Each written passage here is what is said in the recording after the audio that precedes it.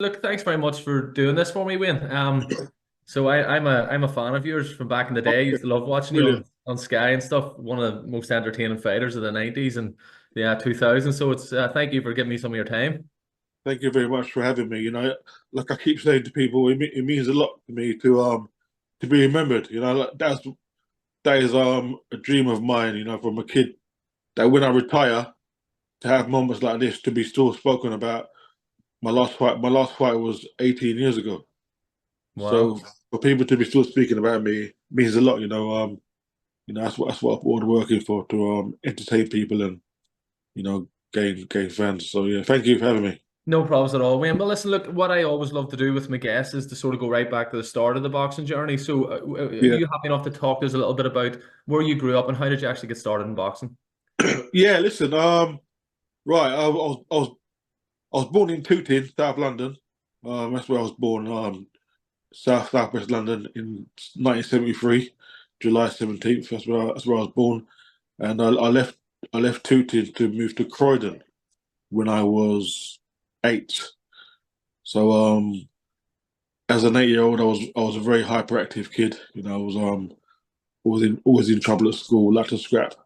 Hmm. And I had I had a friend of mine who was doing amateur boxing at Croydon Boxing Club, and I heard him and a friend talking about it, and I said to them, "Look, where's this club? I want to join you." I was about 11. It was when I started primary school in Okay. Croydon. I was about 11, and I had some mates doing boxing at Croydon Boxing Club, and I went to join them, and you know that feeling when they say I found what I was looking for. Yeah. Like from the first day. I loved the smell of the gym, the atmosphere, just everything around it. Just felt comfortable. And within a couple of days, I was like, told I'm going to be a good fighter, I'm going to be a champion, and I felt like I was good at something because I wasn't good at school, like I said, and I wasn't the most. I was a bit naughty, to say the Okay. least. Fair You know what I mean? enough. So like, I felt good at nothing, but boxing just made me feel have purpose. Do you know what I mean? So from the age of 11, that's when I started, and yeah, And did you have early success at the very beginning, Wayne? Did you enter competitions quite, soon on? yeah. As a schoolboy, all schoolboys they want to win the national schoolboy title. That's every schoolboy's dream. And I went in the schoolboys a couple of times, and I got to the quarterfinals of the schoolboys, losing to the eventual champion. Yeah. That was in 1986, the first time I entered the schoolboys. So I got to the quarterfinals of the schoolboys, and at the age of 16, I won my first junior title, the junior ABAs. Okay. I won my first title then when I was 16. So that was one of my proudest moments to become a junior champion. At the age of 16. Yeah. And do you remember who you fought in those championships? Yeah, I still remember a guy called Mark London. He was from Stevenage in the home counties, and Okay. he was a good fighter himself. I think he was a schoolboy finalist himself. So it was a great day for me to win the junior ABA title in at York Hall as well. The famous York Hall. Oh, at 16 years of age, you were in New York Hall. God, what a venue. Yeah, yeah. Like I said, I watched the York Hall on TV. I watched top pros winning titles at York Hall, and to win my first. Well, actually, I won the London ABA's junior ABA title there about a month before Oh, in, yeah. in the prelims. So my first time boxing there was to win the London ABAs, but I won a national junior ABAs at the same place, York Hall, Yeah. Bethnal Green. And I'm curious, because obviously I would have followed your pro career and you Yeah, were always very heavy-handed and some great knockouts and stuff. As a sort of amateur on the way up, did you always carry power or did that come as you got older? do you know what? As a schoolboy, I was more of a boxer on the back foot as a young schoolboy teenager. But when I turned junior, 15, 16, that's when I started to get the power. And Hmm. when I won the junior ABAs, I had I had 4 fights to win it, and I knocked out three of my opponents. All right, wow. Because to, you don't to really win. see many knockouts in the amateurs, around that No, age. not at all. No. And I beat some good boys as well. So yeah, from the age of 16 is when I realised that I could punch. That's when my power started to escalate as a 16-year-old. Yeah. And I mean, around 16, 17, 18, a lot of sort of, kids go through that, even if they're in their sport, you start drinking, girls, Yeah. going out. How were those years before you got to sort of senior level? Were you able to always stay on track with the boxing, or were you ever distracted in any way? Do you know what? Tell you the truth, as a teenager, I never got involved in the party life. Do you know what I mean? The high life. You're right. A lot of guys who was around me at the time, they went astray. With the partying and the nightlife. And I always was told as a kid to be a boxer, to be a champion, you got to stay away from the drinking and the bad stuff and partying and the women. And so I'm not gonna lie, as a teenager, I wasn't distracted by it. Like I was just focused on becoming a pro boxer. So, Hmm. but you're right. A lot of teenagers, they do fall by the wayside, through distractions. But as a youngster, Yeah. I I lived a life. Yeah, no, and obviously the results, you could see that. I mean, I'm going to jump ahead a little bit, and if there's anything in between, you let me Yeah, know. of But course, of course. 1994 was a massive year for you in your amateur career because you won the ABA senior title, which maybe now doesn't get the prestige that it would have had, but back then in the 90s and even before Yeah, that, the ABA title was the pinnacle for anyone in the British amateur game. Talk to us a wee bit about that, winning that title, because you beat some great fighters on the way. yeah. Like you said, winning the ABAs was probably the highlight of my amateur career. I remember watching the ABA finals at Royal Albert Hall in the '80s. Nigel Benn and Frank Bruno and all the great British all the guys who became British and world champions won the ABA. So it was a great honor for me to win the ABA title. I boxed 5 times to win the title. I beat three national champions. I beat Team Taylor, who was a double ABA champion. You know, the fight was shown on BBC Grandstand with Harry Carpenter doing the Oh, brilliant. commentary. So it was that was definitely my defining moment. It was the first year that that Wales and Scotland did enter Okay. '94.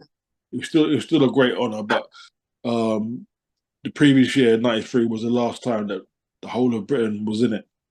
Um, I beat Chris Bethy in the semi-finals, and he was the current welterweight champion. Hmm. So I beat two ABA champions to become champion. And he won Uh, a lot of ABA titles. He won like, was it 6 or 7 ABA titles? yeah, he went on to win six. After I beat him, he went on to win six more. Yeah. Wow. Yeah, He, so that's a um, great one. I also beat Stephen Bendel. It was a very good amateur, good junior. He won about six junior titles. And like I said, Team Taylor was two-time ABA champion. Yeah, God. So So yeah, you had to beat the best. yeah. I had a good run. I mean, you know, yeah, winning the ABA title was probably the highlight of my amateur career. Like you said, it doesn't carry the same clout as it did back Yeah. in the. But every boy's dream, in the '80s and '90s, was to win the ABA. So I was glad I won it.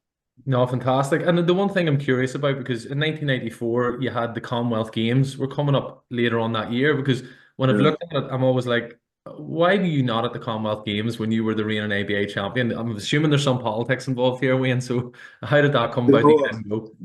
didn't go? That's a story that still it still pisses me off to this day. 30 years later. Yeah. Um, I'll tell you the story. I won the ABs as I said to you. Then we went to the multi nations. They're the multi nations tournament in Liverpool. About a month after I won the ABAs, where there was about 20 countries from all over the world, Hmm. and I got beat. I won my first fight. I knocked out the Scottish champion Joe Townsley. Do you remember him? Yes, that's right. Yeah, I've heard of him. Yeah. I knocked out Joe Townsley in the first round, and then I got stopped in. quarter final by a Canadian called Alan Bain. Okay. He stopped me in the quarter final, and I thought, you know what, I didn't get a medal. I didn't get a medal, so I should still get picked. Should get picked as Britain's number one, light middleweight. And when they selected the squad, they didn't pick a light middleweight. They picked Nobody. about they picked about they picked about excuse me, picked about 8 weights, and they left out my weight, like middleweight. They left it out, and and they said to me they really wanted me to get a medal in the Motor Nations because it was my first England best was against Joe Townsley.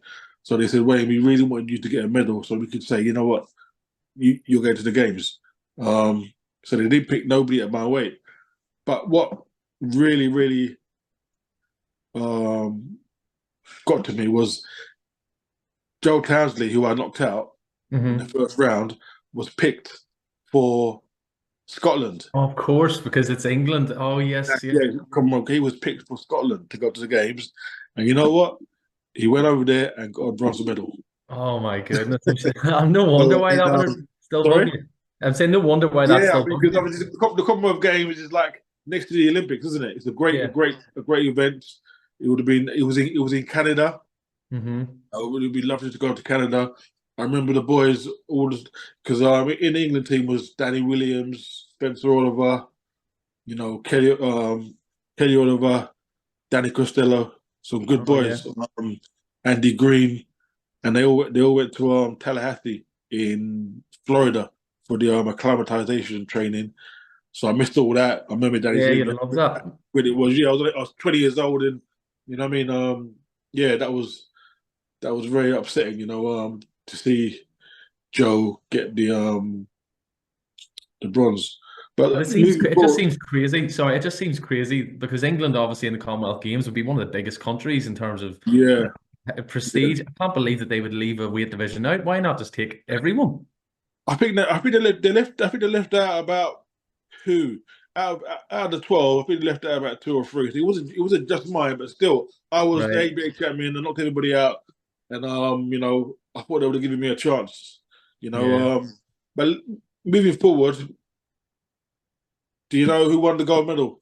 Oh, I do because I want to talk to you about this because Sorry, yeah, no, sorry. I want to get to I'm that way jumping because ahead of this is a myself. Sorry, no, I'm jumping ahead of myself. this is a great story to come because the Commonwealth Games, obviously, you didn't go. You know, you said an opponent that you've beat won the bronze, but Yeah. the gold medal winner is of course Jim Webb from here from Belfast. So a lot of my listeners will be Irish boxing fans, so they'll know all about. Okay. But we're going to get the, I suppose, before, did you know you were going to turn pro once you didn't go to those games, or did you kind of 95? Did you want to stay on the amateurs again? Do you know what? I at the time wanted to go to the Olympics. You know, I thought, you know what, I'm going to try for the Olympics. So I was gonna stay for another couple of years, and then I boxed for England a couple more times after the World Nations. I won one, I lost one, and I went in the ABAs in '95, and I got beat by Richard Williams Oh, yes, in he's very good pro as well. in a great fight. That's on YouTube. Look that up. I thought I won it. It was a great fight, one of the best London ABA finals ever. You're cool as well. I'll have to get on that. Yeah, I lost on the majority, and then I was put down in the ratings, which is understandable, to I think number 3 or 4, and Chris Bessie went on to win the ABAs. Chris Bessie he beat Richard in the next round, Okay. and then Chris Bessie won the ABAs, and he was number one. So he was basically number one in the GB squad. You know, like you know, in the team. Yeah. But in any tournament that was gonna happen, he would have been selected first. Yeah. And the amateur game at the time was computer scoring, which I didn't like.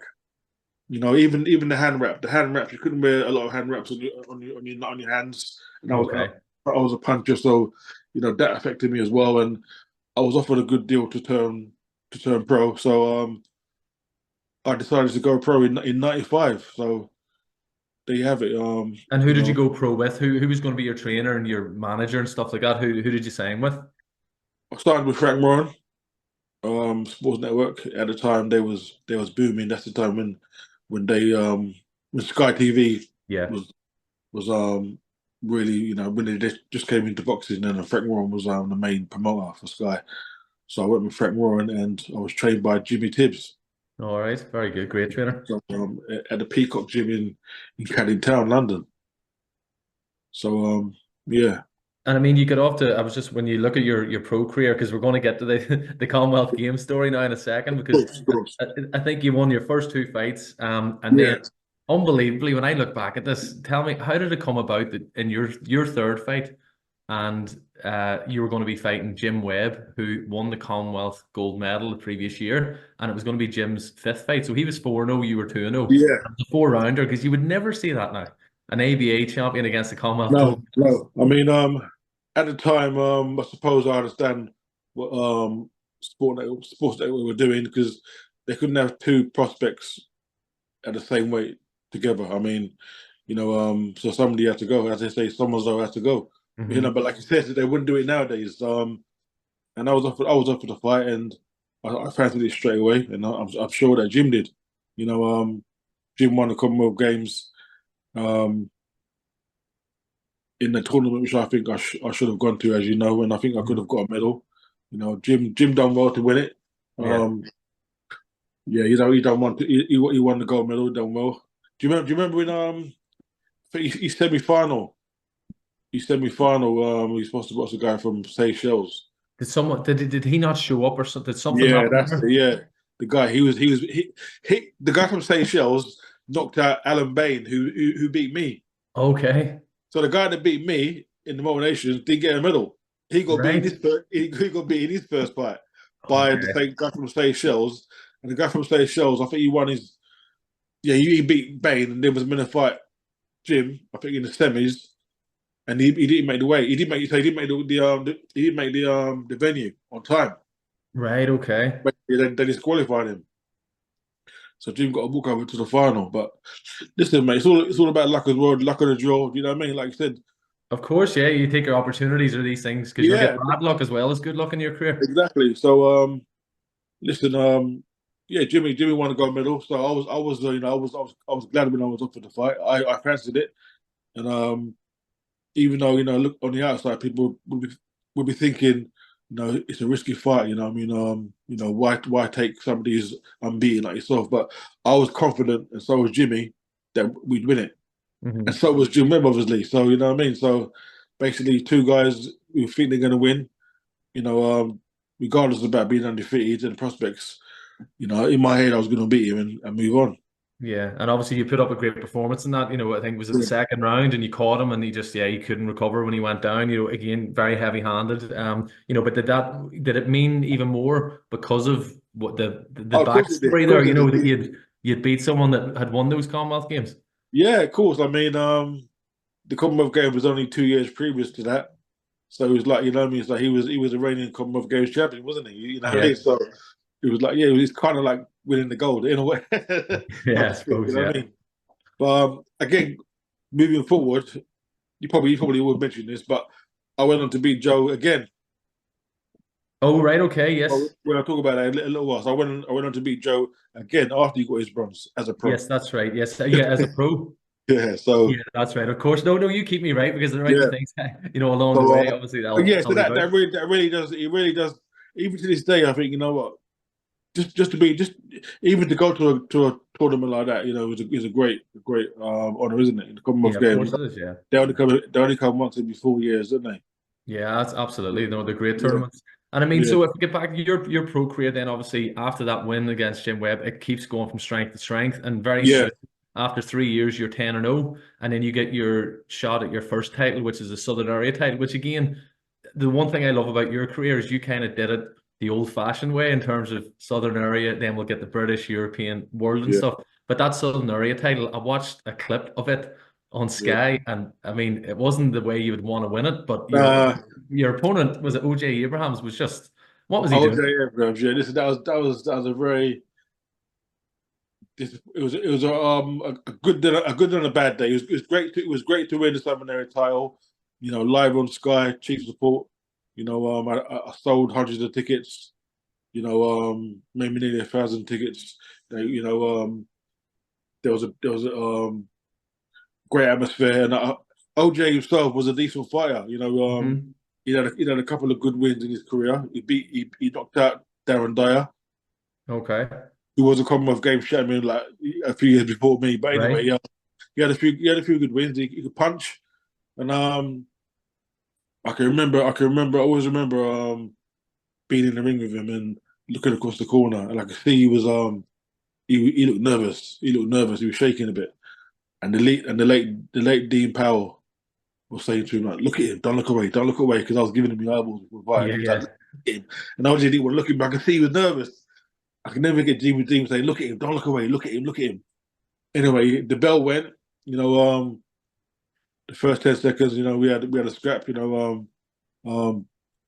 Yeah, it was back and forth for the first 30 seconds, and then he started hitting me low. I think he done a couple of fouls That's within right. He hit you low yeah. first, but then the Yeah. knee.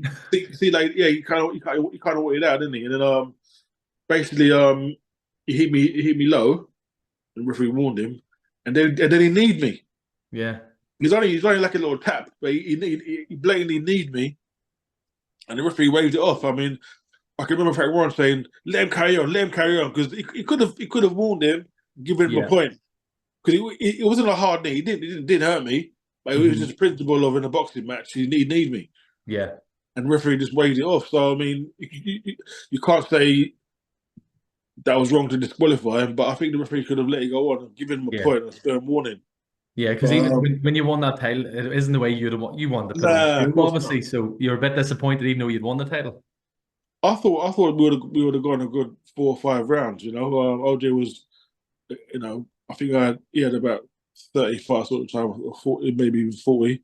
So he was Hmm. experienced, and yeah, it would have been good to be on TV and show what I could do.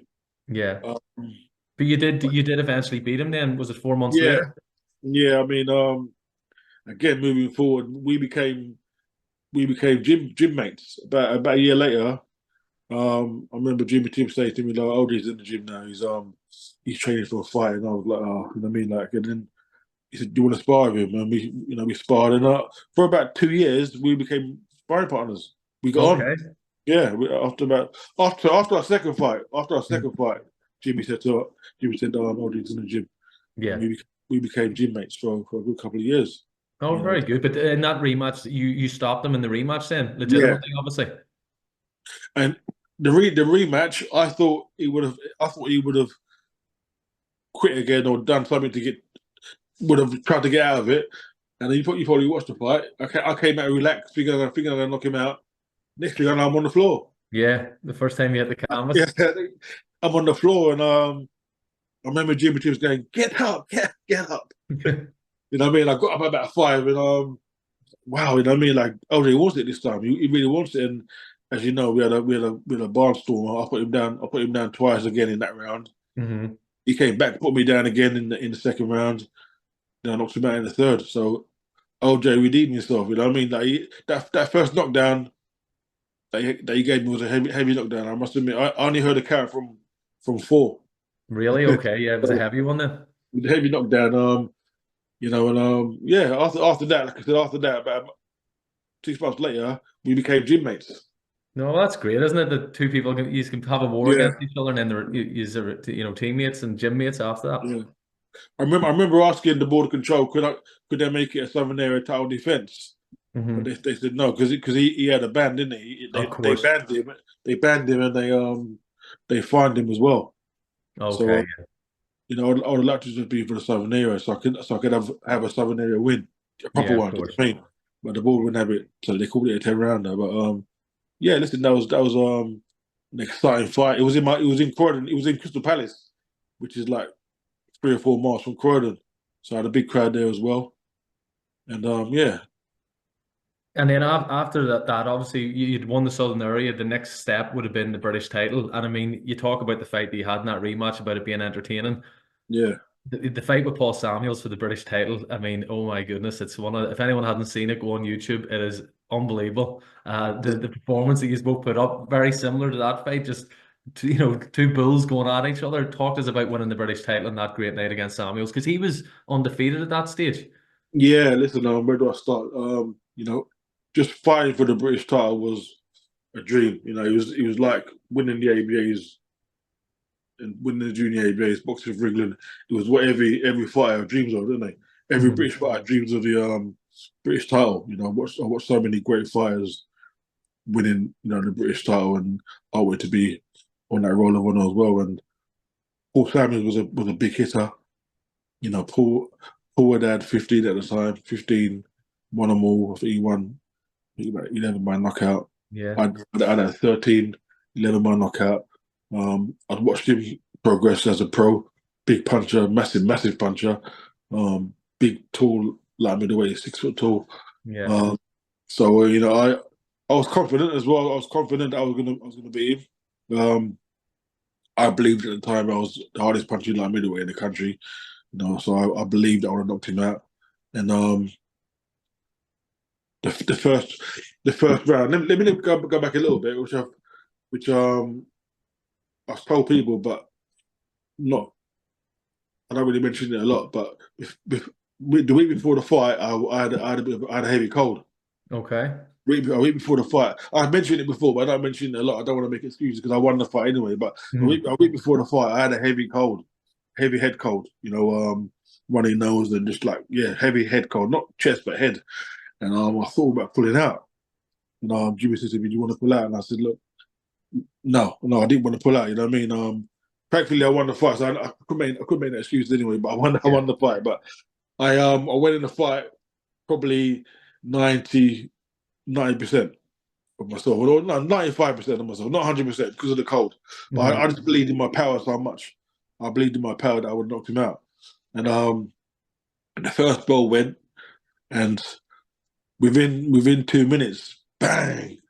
I was like, wow, like what I mean, like the power of the shots was like I never felt that kind of power before. Mhm. We was wearing 8 ounce rays, 8 ounce raised gloves. Puncher's Uh, gloves, they always would have said, wouldn't it? yeah, I mean, like it was like bag mitts, 8 ounce gloves. He busted my eardrum. I think the first or second round. And then he cut me under the eye, all in 3 rounds. A couple of times he hurt me, and I was out on my feet. You know that saying when they say you're out on your feet. Yeah, A couple of times, I still remember to this day. He hit me with a shot, and I was out for about seconds. If he caught me again, I would have been on the floor. right. It's hard to imagine. It's hard to describe, but I was out on my feet. Well, if I got caught again, I would have gone. That's how hard he hit. He's definitely the hardest puncher I think I faced as a pro. Alan Bain was probably the hardest amateur, but as a pro, Paul Samuels was the hardest puncher I fought. I mean, a couple of That's times, a yeah, that's a big compliment to him, considering some of the quality opposition you fought. But yeah, that no, this one is was a war. Paul could bang. I mean, but again, my will to win was like nothing else. I'd rather die than lose. That's the truth. I Yeah. wasn't going to lose. I was not going to lose, and my power got me through. You know, yeah, I was. That was again. It's got to be in my top 3 or 4 finest nights ever. Live on Sky. I had over 1,000 people following, come to support me. You know, the boxing news called it. They called it the British Hagler. Yeah, it was a very similar fight. It was unbelievable. Yeah, but Yeah, that's when, as a teenager, that's when you would have came on my radar. I remember watching that and being like, "Geez, that was unbelievable." You start to get that reputation as being all yeah, action.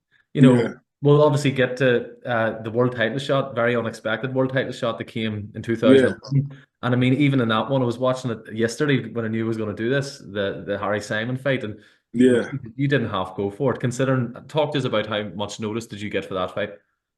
Yeah, listen, I was going to my friend's house um to see my friend, and I got a phone call from the late Ernie Fossey, and he said to me, Wayne, Harry Simon's opponent has pulled out or can't make the weight. Do you want to fight him? I was like, what? And like it's tomorrow. Oh, is it only one day? Jesus, man. 24 hours, yeah, it's tomorrow. I was like, what? I was half fit. I was training for a fight for I think about a month ahead of that. So Okay. I was half fit, but I wasn't fit enough to fight for a world title, even a British title. But I was half fit. I was in decent shape. I said to him, "How much?" Do you know what I mean? Like, Of course. we started negotiating money. I was like, "No, more, more, more." Told Jimmy Tibbs. He was like, "Look, get what you can, Wayne." You know what I mean? So be after about an hour of negotiating money, Yeah. I was happy. I was happy with what I was gonna get. So he said, "Look, Wayne, get up here tonight, up in Widnes, which is like 200 miles away from London."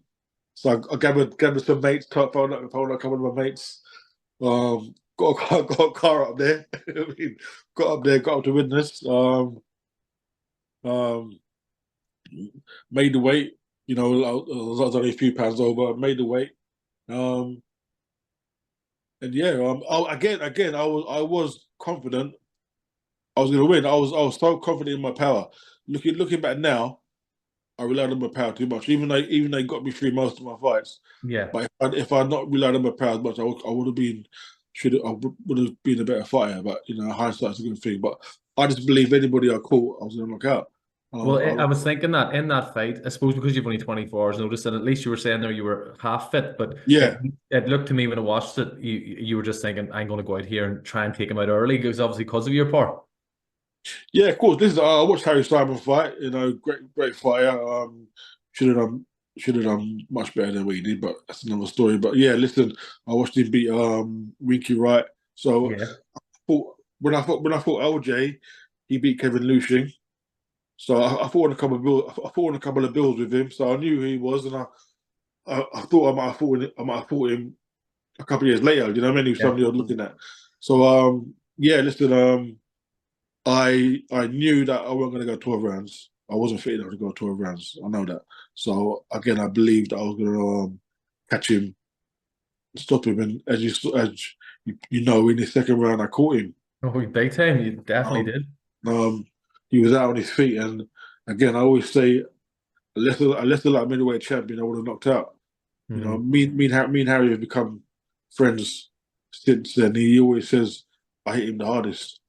Well, You know, that's a great compliment to you. Yeah. Harry admits to me he was out on his feet. You know, and Harry Simon he's the best fighter I fought.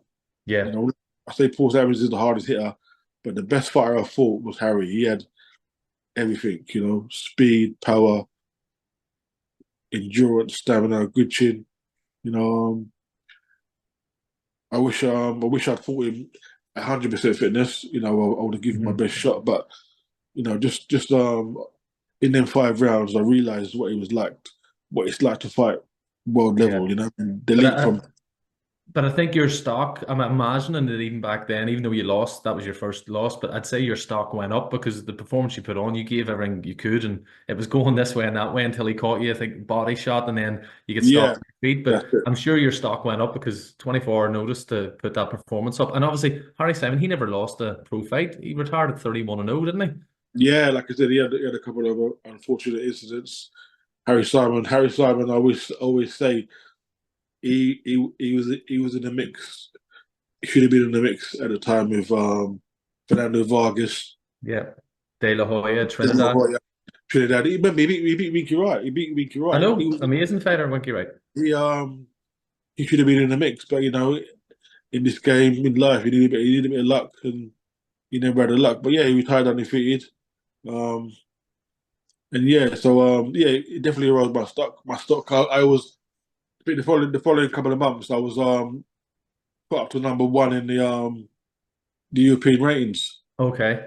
and yeah, so I got a European title shot, which we might speak about. But yeah, Yeah, so of course, it yeah. definitely raised my stock. Yeah, it was shown on HBO, in America. I remember I had a picture of it, a picture in the Ring magazine, which was an honor. Brilliant. So No, the like, yeah, Bible of boxing. Yeah. sorry, I'm saying the Bible of boxing ring yeah. magazine, so that's great So exposure. yeah, no, definitely. Before the fight, I knew I had nothing to lose. You know what I mean?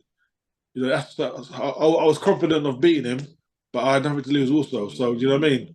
You know, I was told if I did lose, I still have my British title. Yeah.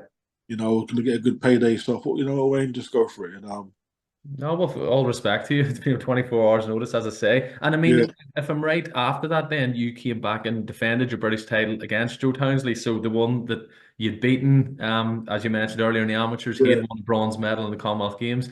So talk to us about that fight. And also, I want to ask you about the British title because when you defended this, yeah. did you ever defend it again? Because you never won the Lonsdale belt outright, and always I've spoke to a few fighters that were British champions, and to not have that belt sitting with your lovely collection of European and Yeah. is that something that kind of is another regret? Do you know what? Of course, 100%. But again, not blame my own trumpet. When I won the British title, not many British fighters wanted to fight me. Yeah, I was thinking I, that. I, I remember Frank Warren. We asked Andy Farnell, who me and him are friends now. He was a rival at the time. Andy Farnell was WBO Intercontinental Champion. He Yeah, was selling loads of tickets. He was doing well, and it would have been a risky fight for him. So yeah. again, his team said, no, what, we'll fight away at another time, maybe for a bigger title. So, Andy Farnell, they didn't want it. Ryan Rhodes, at the time, me and Ryan Rhodes are pals now, so I'm not running these fighters down. No, no, you're But, just that's the way it yeah, was but I'm back then. saying again, it didn't suit them at the time. I was, on a high then. Yeah. So it was a fight which they just didn't fancy, maybe for the money they were going to be offered. You know what I mean? And so he turned it down. I admit I was offered to fight Howard Clark. Oh Remember Howard yes, Clark? yeah, Howard yeah. Clark He was fought the the world largest. title. He Yeah, did he fight Vargas? Yeah. that's it. Howard Clark was a decent fighter, and I was training to fight Howard Clark, and I done a ligament in my knee. So I must admit I pulled out of one fight. I did pull out of one defense. So I was gutted about that. I was supposed to defend the title in South London as well, Elephant and Castle, top of the bill, Hmm. and that's one fight I did pull out of. Remember Lee Blundell? Yes, that's right. Yeah, I remember him. Yeah. Lee Blundell, he accepted the fight, but the Board of Control said he's not. We don't accept him. All right. So the board wouldn't have that. So just there alone, that's about 3 or 4 fights. You know what I mean? So, Yeah, yeah. So it wasn't your so fault. It was just yeah, yeah, these yeah. things. So like yeah, at the time it was when they was bringing in these intercontinental titles. Of So course. there was other titles to fight for. It wasn't like in the 80s where the British title was the one. So Yeah. again, like you say, everyone was looking after their own career. So why have a risky fight? When you can go another route. So but yeah, Joe Townsley was nominated number one to fight me, and it was on. I always remember it was on the it was on a massive undercard. It was a night that Hasim Rahman fought Lennox Lewis. Lennox Lewis. Yeah, always get mixed up. Was it the first one? I think it was the second one. The Oh second yes, fight. the one where Lewis got revenge. Yeah. Yeah, it was on a pay per view. It was on a pay per view. So it was a good bill in Scotland, in Joe's hometown. Oh, very good. Right. Yeah, Billy Houston pay per view. So well watched. He was on undercard of Scott Harrison, who's another mate of mine. Scott Oh Harrison yes. fought. Scott fought Robinson. What's his name? Robinson, the Steve former world. Robinson. Yeah, Scott fought Steve Robinson. So I was chief support for that. Um, and I thought I was going to have a hard fight because Joe he went 10 rounds about 6 months before. 10 months before he went 10 rounds. He went 12 rounds against Adrian Stone. Okay, right. And Adrian was a good fighter, world He class. was. Adrian was a good fighter, mate. I sparred with him, and yeah, he was a good fighter. And he went 12 rounds with Adrian. We Hmm. put, we put down about 2 or 3 times, but he went 12 rounds. So I was prepared for a good hard fight, you know. And yeah, I done him in 2 rounds. Them 8 ounce gloves. Yeah. But yeah, I was very impressed with my performance because I kind of walked through Joe. Yeah. But And especially in his backyard, that's yeah, impressive to do that. I did think I expected a hard fight. I did, and yeah, I walked through Joe, put him down, I think 3 times in 2 rounds, and yeah, that was a great win for me. So I kind of he should have brought that bronze medal with him, shouldn't he, as well, shouldn't he? Yeah, yeah, Should have right. brought that, yeah. And I That mean, still gets to me. He got a bronze, you know what I mean? Like, I but know it still annoys you. yeah, yeah, that's the way it annoys me. It annoys me, yeah. Yeah. But Um, anyway, these titles you're winning as a pro, I mean, these obviously yeah, you've won the British, and then we're going to get to you then go on to win the European, which again is such a prestigious title. It doesn't get the kudos now that it should do with all these different versions of belts, but to win the European title as well and be British and European, that must have been a great night for you as well. yeah, like you said, it's a traditional title, you know, won by some of our greatest world Yeah. champions. You know what I mean? So yeah, again, it's a title which I aspired to win as a kid, the EBU title. It was an amazing night. It was I was top of the bill, but Johnny Tapia fought on the day. Okay. Johnny Tapia fought, but he was really top of the bill, really. But I was officially top of the bill. But Johnny, That's everyone, right. He yeah, came over, didn't he, for a while? that's That's it. right. Yeah, I didn't realize that. Brilliant. What a yeah. player he was. He's a man that I watched as a kid as well. Like, I was so chuffed to be on the same bill as him. Hmm. Yeah, I always remember he came on before me. Oh, he came on before me, and I was like in the changing room getting ready. I remember when he came in the ring, the changing room shook. You know what I mean? Like the roar of the crowd, and Yeah. I love to watch him live. You know what I mean? But yeah, so yeah, winning the EBU title, you know, against a good Italian, Hmm. Paolo Pizzamiglio. He was Italian champion. So he defended it. He defended it 3 times. So he was a good champion. Do you remember that guy Mamadou Tiam? No, I'm not sure who he Yeah, is now. he boxed a good Frenchman for the title, and it was stopped prematurely. Okay. Um, they protested and wanted to fight Mamadou again, and Mamadou Tiam pulled out and vacated the title. So you know, Pablo was a good fighter. So again, you know, it was live on Sky at your call again. Hmm. Um, you know, the headline on the program on the flyer was the Power of London.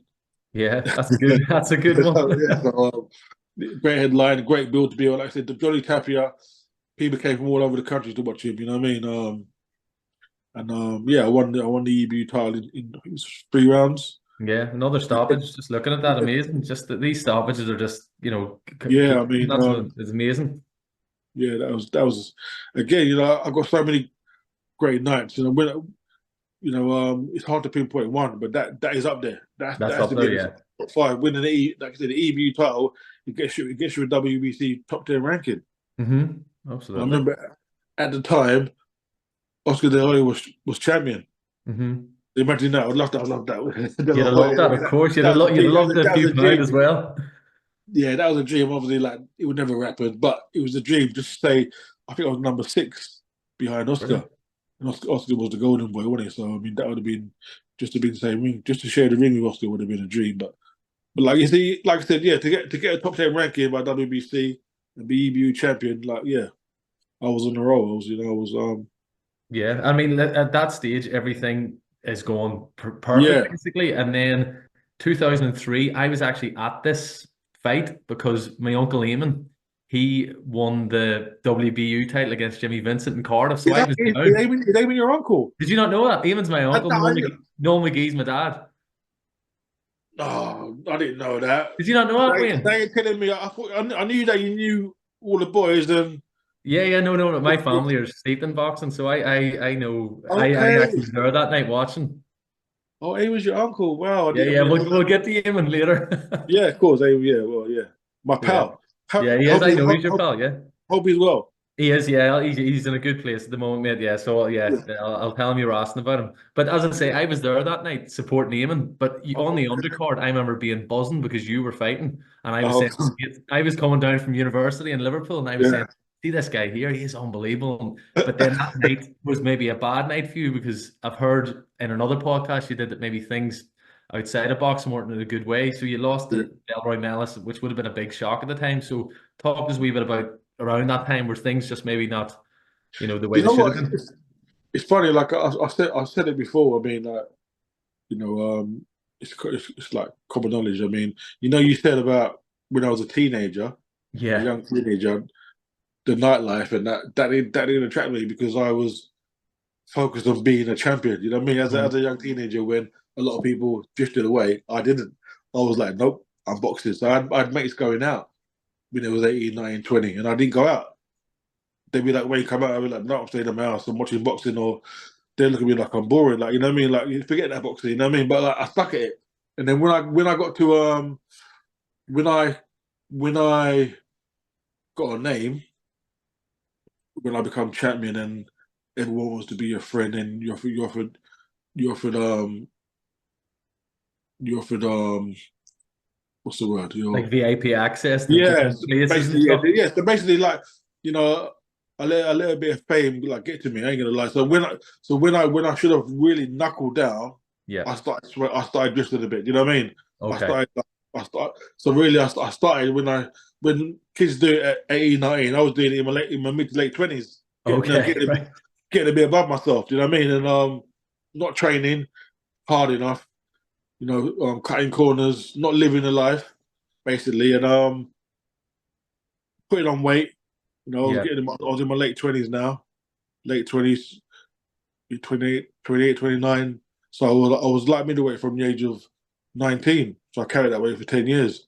And basically putting on weight, I pulled out of a couple of fights through not training. And I was offered Delroy Mellis. I was told that if I beat Delroy Mellis, I'll get a world title shot. Okay. I was 13 stone. And the fight I was 13-2. And the fight was made at 11 stone too. So basically, I had to lose 2 stone. Yeah. I That's knew Delroy. Me and Delroy speaking actually, but I knew Delroy. I knew he was tough and hard, but I was like, you know what? I'll beat Delroy. All I got to do is lose 2 stone, and I'll beat Delroy. I mean, mhm. again, cocky, confident. I thought I'd knock him out. All I got to do is lose this 2 stone, and I lost 2 stone, but he was like, um, it was hell. You know what I mean? Training in bin liners, excuse me, not eating after I've trained, drinking like half a glass of water for the whole day. Like Right. what fighters do to lose weight. Don't blame nobody but myself because it's my own fault. You know what I mean? Like just eating like a rabbit. Do you know what I mean? You know what I'm saying? Like Yeah. just I made the weight. I didn't make it. I lost 2 stone in 6 weeks, James. I lost 2 stone in 6 weeks. I was still confident I'm going to beat him. I was confident. I boxed him in, as you know, he was in Cardiff, yeah, undercard of Enzo McAnally. Um, I won the first 5 rounds, but I was stale. You probably noticed. It wasn't me. I was Yeah. like just I labored it. I labored the first 5 rounds. I won the first 5 rounds, but after round 5, I was empty. I'm not gonna Yeah. I lie was to about you. to say it must have had an effect not Yeah, of making it course. weight properly. And Delroy is a strong, hard man, strong, proper, hard, tough man, ex-welterweight. So he was not struggling middleweight at all. Yeah, he was a good fighter. Mellis, he only got beat by the best. Hmm. Went Spain away. Round 6, I lost because I was just like shattered. Round Yeah. 7, I lost. And I was shattered. And in round 8, all I can remember is 5, 6, Yeah. 7, and like got up at 8, all over the place. But I thought I could. In my mind, I figured I can carry on, but the referee waved it off. Yeah. And then the rest is history. I mean, talking about my highs of boxing, that was probably the lowest part of my career. Yeah. Yeah, because I remember crying my eyes out in the changing room. I remember like crying like a baby in the changing room, and like people were looking at me like, "What's up with this?" Like, I mean, like, I'm No, just but like, you're a proud man. You're a champion. yeah, I cried like And a you baby, probably cried knew like a deep down baby. that wasn't you. Yeah, I cried like a baby because I let myself down. I let Jimmy down. I let Frank Warren down. You know what I mean? I knew that I didn't mean living a life for the previous 6 months a year, and I thought like it's the worst place in the world. You know what I mean? Like when you've lost and that's it. It's like yeah, it was like even thinking about it now, it upsets you because that wasn't me that night. But No. um But did that make you, sorry, Wayne, after that, did that make you sort of decide that you needed to change things? Because I want to obviously get to you coming across to Belfast to join Breen? Because coming from Croydon to Belfast, how did talk to us about how did Yeah. that come about? You know what? After that fight, I said, Wayne, you got to stick to it now, Wayne. You come this far. Don't let yourself down. Don't let yourself down, Wayne. You know what I mean? You know, you've only got 2 or 3 years left in the game, Wayne. Stick at it. You know, what's the point? What's the point in being lazy now and doing what you do now, what you should have when you was a kid? So basically, I got back in the gym and I fought again. I fought again. I think 2 months, a month or two later. I trained Okay. over Christmas. I trained over Christmas, and I fought Howard Clark. Oh, the guy that you were, yeah, you mentioned earlier. Who I should have fought for the defend who I pulled out of for the British title. I was supposed to fight Howard Clark, and I fought Howard Clark, and I beat him in I think it's 2 rounds. Your call again. I stopped him, and after the fight, I said to myself, I still didn't feel like how can I put it? I didn't feel like I wanted to change. You know what I mean? I Yeah, just wanted to change. You know, I was with Jimmy for 9 years, great trainer. You know what I mean? Like got me to who I am. You know what I mean? If it weren't for Jimmy, I wouldn't be where I got to. yeah, But I wanted to change. You know what I mean? That's the only truth. They say a change is good as the rest. And I just thought, Wayne, have a change. Try have a change just to see. I planned to train in England. So yeah. I went to Frank Roy and said, Frank, I want to have a change. Um, Let me go back a little bit. So a little bit. I was offered a Takaloo fight, yeah, Yeah. to fight for a WBU title, and I think it was like 10 weeks in 10 weeks time, and I thought, all right. Then I said to myself, you know what, I want to really, really win this fight. You know what I mean? What can I do to make it, different? And I thought, you know what, I'll have a change. So yeah, I went to Frank Warren, and Frank said to me, John Breen in Ireland. I was like, what? You know what I mean? Like, I thought he would have said somebody else in London or England, but he said John Breen in Ireland. I was like, wow, that never came into my imagination. Never. Yeah. Oh, I'll give it a go. And Frank got all the contacts and made the phone calls and that. And I spoke to John Breen. I spoke to Mickey Hughes. Oh, yeah, yeah. Mickey was the one that called me and told me, Wayne, where I'm going to stay, where I'm going to be living, and blah blah blah. And spoke to John Breen, and John Breen said, Wayne, look, come over, give it a go. And yeah, to this day, um, it's nearly 20 years ago. 20 years ago, like this month, Is that right? Yeah, yeah. 2004. I celebrated my 30th birthday in Belfast. Brilliant, right? Okay. No, 31st. Sorry, it was 2004, wasn't it? Yeah. So my 31st birthday in Belfast. But I always remember flying over Belfast, yeah, in the plane, thinking, I'm not gonna fucking last a week here, mate. Really? No way am I gonna last a fucking week here.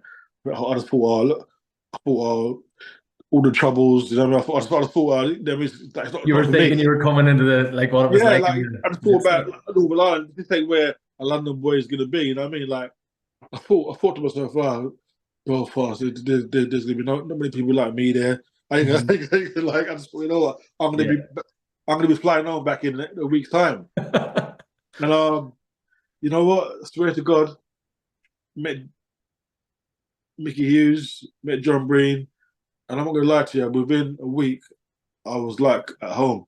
I felt at Really? home. Mickey Hughes looked after me brilliantly. Mickey became like a big brother to me. You know what I mean? I'm not gonna lie to you. I Brilliant. loved Mickey like a brother. Mickey looked after me. I felt at home. I was part of the I was part of the family. I live with Hmm. Mickey. Didn't I live with Mickey, Chris, Michaela? Yeah. I was part of the family. They treated me like part of the family. I went out with them to like to functions and dues, and I was part of the family. I got to meet um all the top Irish fighters at Breen's gym. Yeah.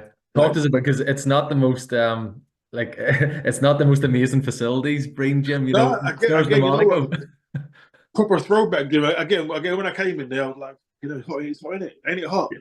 And like, yeah, it was like that's how we have it. That's Those how we little do gas it. heaters, wasn't it? Yeah, it's like proper throwback 1950s, 60s style. I thought, fucking hell, I can't handle this. It's too hot in there. But again, within a couple of weeks, I got used to it. Hmm. Jim, Eamon McGee, Jim Rock, Neil Sinclair, Paul McCluskey. All around your weight as well. Like that would have been great Yeah, I mean, summer. that's some great sparring. You know, listen, mate. I was running up County Armagh every Sunday with a Right. guy. Did you know Cookie? Cookie. What's Yeah, what's the yeah. real name? You know what? Bloody hell. I do you know what? I might know him to Yeah, see, but it doesn't ring a yeah. bell. He's a He was marathon a good runner runner, anyway. was he? Yeah, and like he was knocking on my door at 6 o'clock in the morning. All right, And great. when I was in England, I'd do my own thing. So Yeah. I'd run at fucking 6, 7, 8 when I wanted to. Do you know what I mean? And Mhm. then sometimes I won't run at all. but I had him knocking on my door at 6 in the morning. And like the first couple of times, I was like, I didn't want to do it. Then after a couple of weeks, I got used to it. I liked it. Running down Falls Road. And then, you know what I mean? Like, it was 4 miles. It was 4 miles it's 4 miles. It was 3 days on, 1 day off. All right, Yeah. brilliant. So I would have Four, helped in the fitness. yeah. And then on a Sunday, it was a County Armagh, Hmm. bandit country.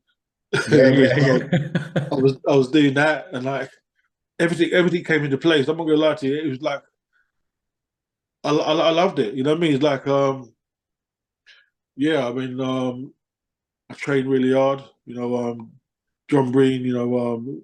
Great trainer. Doesn't get the credit he deserves. Yeah. I mean, great trainer. I always remember. I always remember the day before the weigh-in. The day we flew back to London the day before the weigh-in, I think. And I remember like shaping up, thinking like I could fight anyone. Do you know what I mean? That's Yeah. how I felt. I was there was no way I was gonna lose. You know what I mean? I trained so hard for 10 weeks, trained for, you know what I mean? I felt like I could be any like middleweight in the world on that day. Because You that know, was sorry, I mean, because that fight with you and Takaloo, that had been talked about for years leading up to that. I think Takaloo, he was WBU champion before that, and he fought Daniel Santos, then he came back. But this has yeah. been a long time in the making, so you knew this was a huge fight. It was going to get massive exposure. Yeah, listen, I mean, you probably know Takaloo turned pro about 2 years after me Hmm. with Jimmy Tibbs. And we used to spar together. And whenever we sparred, it was like a world title fight to Takaloo. Right. He was like a couple of years younger than me and coming up. I was a prospect. And he had something to prove, didn't he? Yeah. And we had good spars. Takaloo was a good fighter, full stop. But we had some good spars. And the story is that one day Takaloo came in the gym. I was in the gym already, and Takaloo wanted to spar. Jimmy goes, look, man, give Takaloo a couple of rounds, yeah. And I was like, I didn't feel like sparring at the time. You know what I mean? Jimmy goes, look, Mhm. just give him a couple of rounds, just spar with him, yeah. So went in the ring, sparred with Takaloo. Within 5 seconds, bang! It hit me in the right hand. Drop me, In the drop me. spar, right? Yeah, spar. Jimmy again's gone, get up, get up, yeah. Got up, we carried on sparring, yeah. And I always remember I was like, I was so gutted afterwards. I was gutted because I knew Takaloo was kind of a confident guy. He spoke a lot. I knew he Yeah, gonna talk. he's going to tell everybody about Yeah, this. yeah. I must admit, I was like in the changing room. I was walking around like that. Takaloo was walking around like that. I was like, And long story short, we sparred again. As it happened, um, yeah, we sparred again about 2 weeks later. And again, it was a good hard spar. And this time I caught Takaloo, yeah. I caught him, and he was Mhm. he was out on his feet. And Jimmy goes, look, stop sparring, yeah. You're right. You're right, Takaloo. You're right. And Takaloo's like, yeah, of course I'm right. I'm right. All right. So give him another 10 seconds. And we sparred again. I caught him again. Takaloo nearly went down. Jimmy goes, no, forget the sparring. Like, you know what I mean, leave it. Yeah. This time Takaloo was the one walking around like that. You know what I mean? And I was the one walking around. You know what I mean? And then I think the following month, Takaloo fought. He fought he had his first defeat. I think it was a Khalid. Okay, yes. Anyway, Yeah. he had That his rings a first bell. defeat. Yeah, he had his first defeat. He had his first defeat, and he started saying, "Oh, Jimmy T's he spends more time on Wayne Alexander. You know, Oh, right. yeah, I'm not getting trained enough, and you know, I'm not, I'm not treated like how Wayne's treated, you know what I mean? And I knocked him out in the gym, and I'll do it again. And basically, Oh, right. he left Jimmy, and went elsewhere. And then for the next 2 3 years, all he kept saying was, "I knocked Wayne out in the gym." And I had rumors that I was carried out on a stretcher. I had rumors. Oh, it's one of those stories that gets more exaggerated every Bigger and time. bigger. I mean, everyone knows about it, but like for the next 3 years, Takaloo was a good fighter. Don't get me wrong, Takaloo was a very good fighter. But for the next 3 years, I was always above him. For him to get anywhere, he had to beat me. Yeah. Basically, we were the same camp, same promoter, and he told everybody after every fight he had, "I knocked that away, and I'll do it again." Simple as that. And I mean, and as you know, the rest is history. So Yeah. So no wonder yeah, you were so up for that and you'd taken yourself away because yeah, of course. I to mean, because lose to yeah, him would have been that you needed to beat him.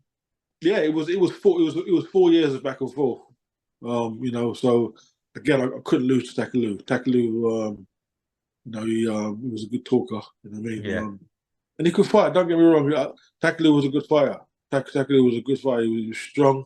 You know, yeah, he was a good all rounder. Takaloo was. Yeah. But the Yeah, fight, I mean, the fight that you had with him, I mean, honestly, when I would say it's right up there with one of the best knockouts I've ever seen. And I mean yeah, that. I'm not just saying that because I'm talking to you. yeah, It's one of the best left hooks I've ever seen.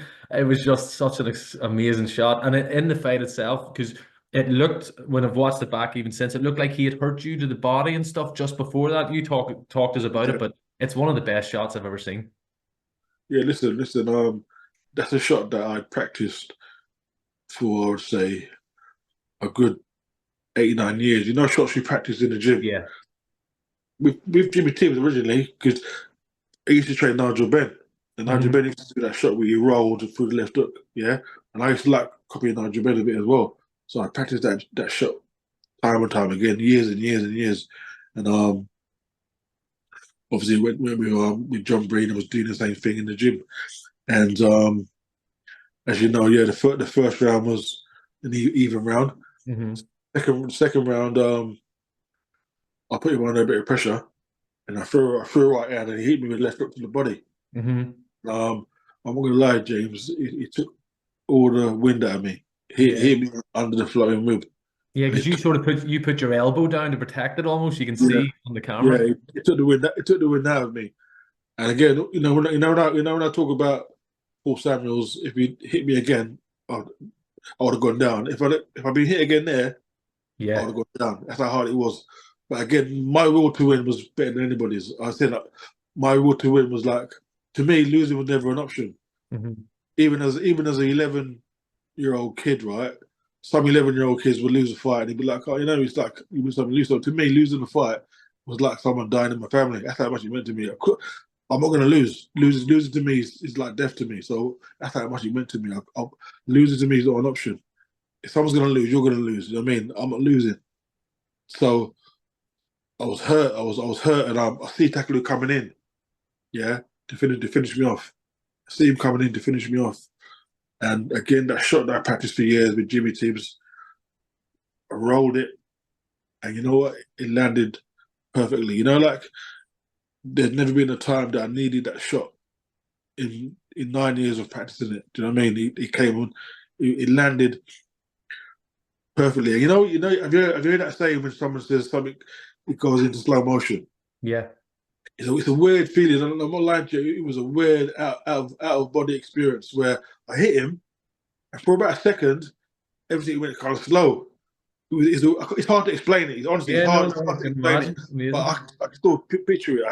I hit him, and it kind of went slow. Then you know what I mean, then like the rest of the history. But it's like it's meant to be. You know what I mean? It was like I've never landed a shot as perfect before or after that. Do you know what I mean? And Yeah. when I Oh, needed it, it's I amazing. needed it. I needed it the most because I was out. I was literally going to get knocked out.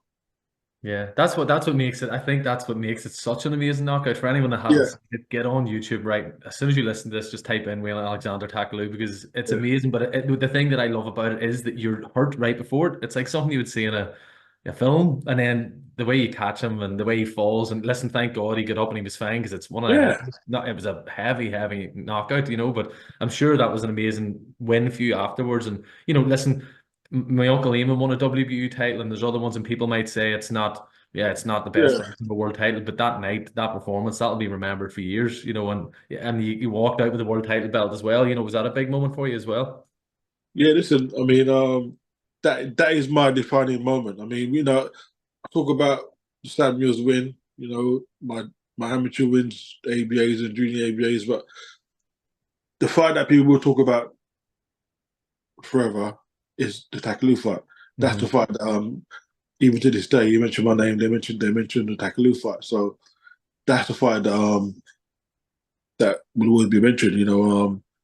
At the time, the WBU title had a bit more clout. Yeah, I think Ricky Hatton had it, that's right. didn't it? Ricky Hatton, Eamon. I Enzo think, Macronelli had it for a while. yeah, so yeah, listen, mate, Yeah. it wasn't a major world title, but the Border Control recognised it as a world title. I Hmm. think a couple of good Americans fought for it, didn't they? Mickey Ward won it. Mickey Remember Ward, he beat Shane Erie? Remember that one? yeah. George Babe, Foreman actually held it at one stage. you're right. Yeah, I was going to mention that. Remember Baby Jake Benalla, Baby that's Jake. right. Yeah, yeah. Oh God, he was tiny, wasn't he? Yeah, Yeah, yeah. yeah. So listen, it wasn't one of the top four, but yeah, it was a fight that people will always remember. I mean, Exactly. Yeah. it wasn't even so much about the belt. It was a fight in which the country was talking about, and I'm so glad that I won it. Like even to this day, people mention it. Even to this day, it's shown on highlight reels. No, that's Shown, brilliant. yeah, that fight defined my 25-year boxing career. Yeah, amazing. And listen, I mean, I suppose towards the end of the career, then, if I'm right in thinking, just a couple of wee things, you actually avenged the Delroy Mellis defeat that Yeah, we talked about, one of the lowest points. So it was nice for you in a way that, you got to beat him as well, just to sort of, yeah, return that one. yeah. Listen, again, all about preparation. I never had to lose 2 stone Yeah, to make the weight. I fought Mellis. I think about 2 months after Takaloo. So right. I was half fit. Must have lost about 8 pounds, 9 pounds. So yeah, running up the mountains in Armagh, hundreds of rounds of sparring. Yeah, and I won the fight convincingly. Out of 10 rounds, I think I won about 7 and 3 were even. Didn't Yeah, lose a round. He was a tough guy though. They were very hard as nails. Only got beat by the best, and yeah, I beat him convincingly. yeah.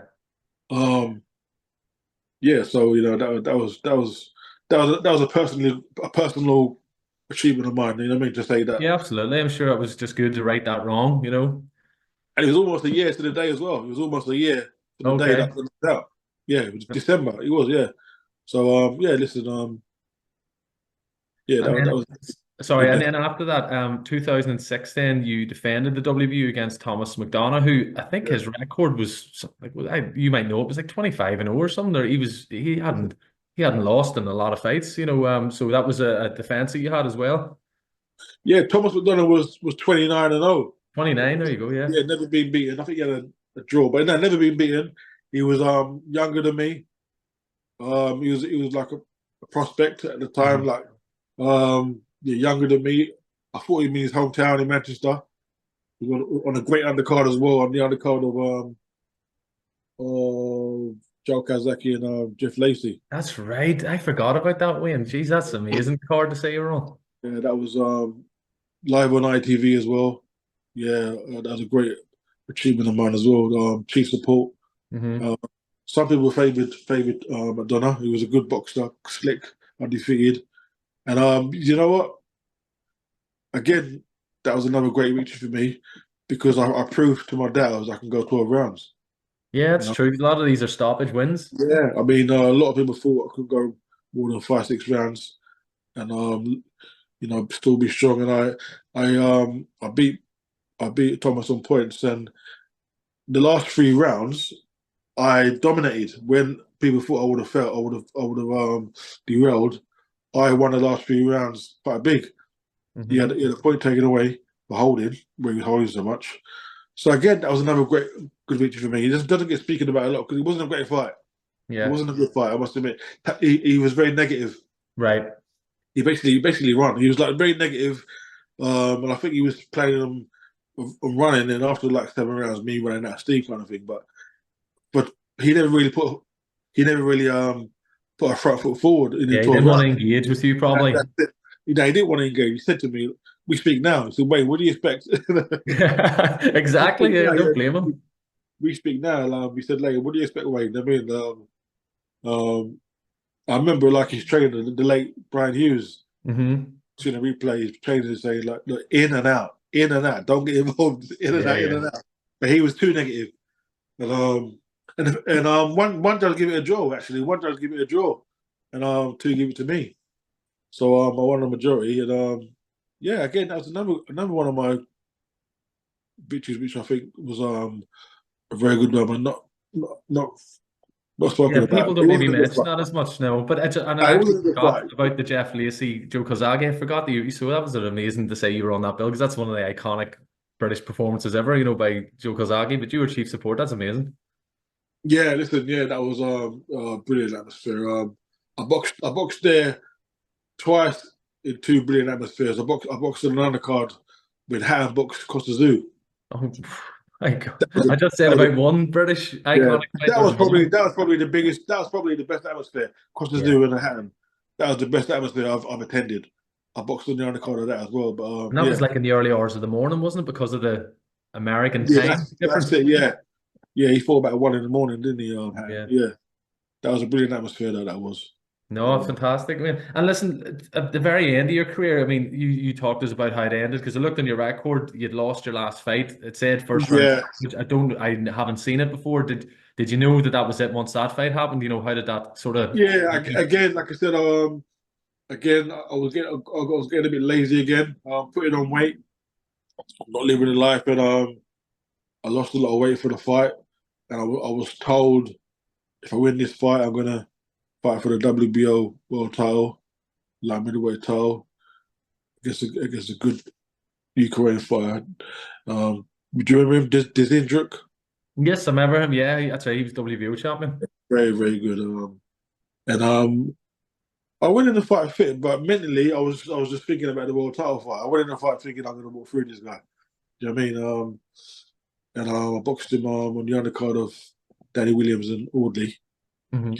And yeah, basically within 30 seconds I got caught, left hook, got up, rallied on, and the referee stopped it. But you know what? It's funny because after that loss, I wasn't as hurt as previous defeats or when Hmm. I've lost before.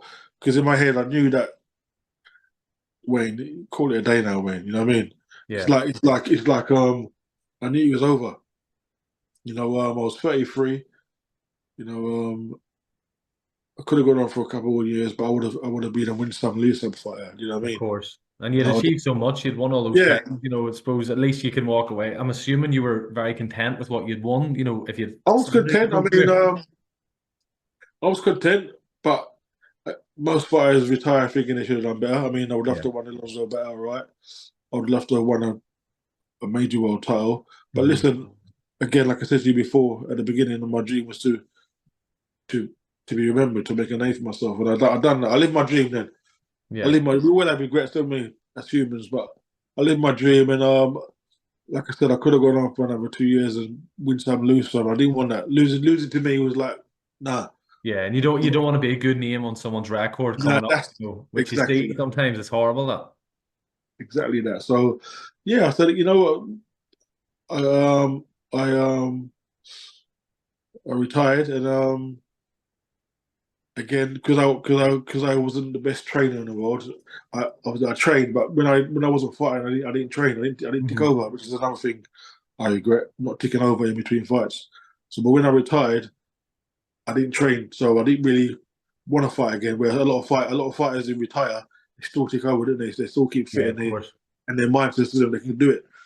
Because I wasn't in shape, I didn't want to do it. So Yeah. that was the reason why I wanted to do it. So basically, yeah, listen, I had a decent career, you know. Yeah, you're being very humble there. Amazing career, Wayne. As I Yeah, say, it's going through all the fights, and it's brilliant. I do my research, and there's wee things I forgot about, even some of the cards you were on, and Johnny yeah. Tapia coming over. These are things that you can say to grandkids down the line that if you ever look back, you've left your mark, without a doubt in your career, and it's amazing for me to talk to you. As I say, I wasn't just saying at the start, I was a fan of yours. As Thank a you. teenager and in my twenties, and I remember when you came over to John Breen's gym, and I was buzzing because obviously my uncle Liam was fighting around that time, and I was like, God, Wayne Alexander's over. That was a big thing. So it's just brilliant to talk to you about your whole career. And I mean, before we finish off, Wayne, how's life today? And post retirement, was it difficult to stop boxing? And I know you're still involved doing the refereeing and stuff. So talk to us about your life since boxing. You know, like I said to you, when I retired, I never thought about coming back. Um, so I didn't miss it as much as some fighters do. I didn't get depressed or get down. I I done a lot of security. I had my SIA badge, so I was doing a lot of security work, a bit of cloud protection work as well. I was doing that for a few years, and then I got introduced to the refereeing Hmm. about 10, 12 years ago, which I like doing. I like being the third person in the ring. You know, I like it a lot. Still being involved in boxing. Yeah. So I've been doing that for a good 10 years, and I'm busy enough. Since lockdown, I haven't been that busy as I was around the 2019, 2020. Before Hmm. lockdown, I was very, very busy. Since lockdown, it hasn't been that great, but it's still Okay. decent, still decent. So but the main thing that has changed my life over the past 5 years, I'm now I'm a single parent to Okay. my, Because I've seen on Facebook the stuff that you seem so close to your daughter and stuff. yeah. I mean, like, a lot of people don't, well, they do now, but first couple of years, people say, "Wait, you're with your daughter, like, aren't you?" But then they don't realize that I'm a single parent now. I've got my daughter full time. Yeah. I've had her for 4 years now. She's 12, Right. so I'm a single parent, which is a job in itself. So Yeah. I'm busy with her. I'm a granddad to my first child, Sade. She's 21. Oh, right. Okay. 2 weeks September. She's got a child, so I'm a granddad. And yeah, listen, I'm a boxing fan. I still watch boxing. I still read the magazines. Not as big a fan as I was, but I'm still a fan. Yeah. Uh, so life again. Life's all right. Life ain't too bad. I mean, could be a lot worse. Put it that way. Absolutely, man. No, listen here. I'm glad to hear that. And as I say, I've seen stuff on Facebook with you and your daughter, and some lovely things you put up and stuff. So I'm Yeah, I'm really happy that life's good to you. And as I say, the boxing career is amazing, and it's been fantastic to go through this. And thank you so much for giving me your time. Obviously this is a small podcast I'm just doing, but the big buzz I get out of it is speaking to people who I've massive respect for, and you're certainly one of those. So thank you so much, mate, for chatting to me today. yeah. No worries. Listen, mate. You keep doing your thing. Yeah, keep up the good work. And it was an honor speaking to you. Thank you.